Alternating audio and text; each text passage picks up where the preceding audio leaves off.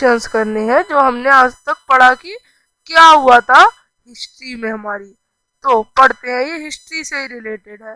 British east India company ने पूर्व से व्यापार का एक अधिकार चार्ट किससे प्राप्त किया था?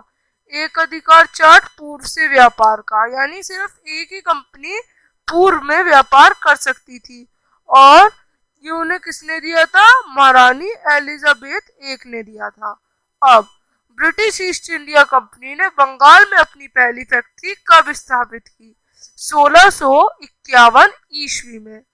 प्लासी का युद्ध कितने बीच में लड़ा गया? किन के बीच लड़ा गया? रॉबर्ट क्लाइव और सिराजुद्दौला के, रॉबर्ट क्लाइव और अली वर्दी खां के, या फिर रॉबर्ट क्लाइव और टीपू सुल्तान के? ये लड़ा गया था रॉबर्ट क्लाइव और सिराजुद्दौला के बीच में। अब चौथा, किस युद्ध के पश्चात ब्रिटिश ईस्ट इंडिया कंपनी ने बंगाल में दीवानी के आधार मिल गए? प्लासी का युद्ध? नहीं। हल्दीघाटी का युद्ध? ये भी नहीं।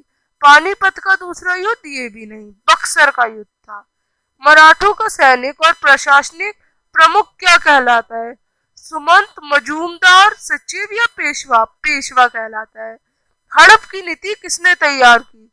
लॉर्ड डलहौजी ने।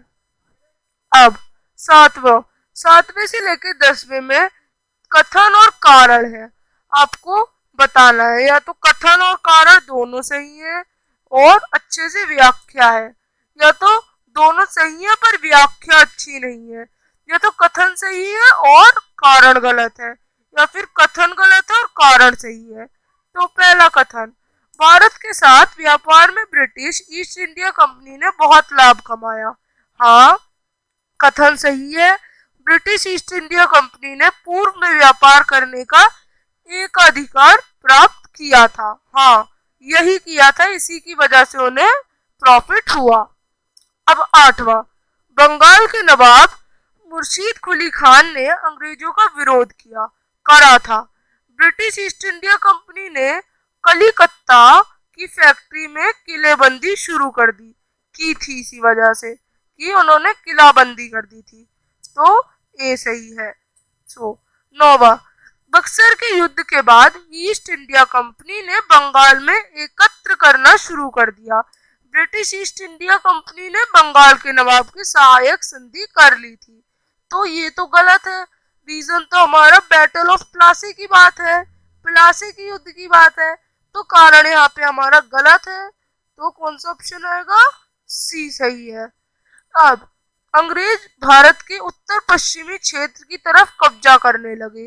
क्यों? अंग्रेजों को उत्तर पश्चिमी की तरफ से जापानियों के आक्रमण का खतरा था?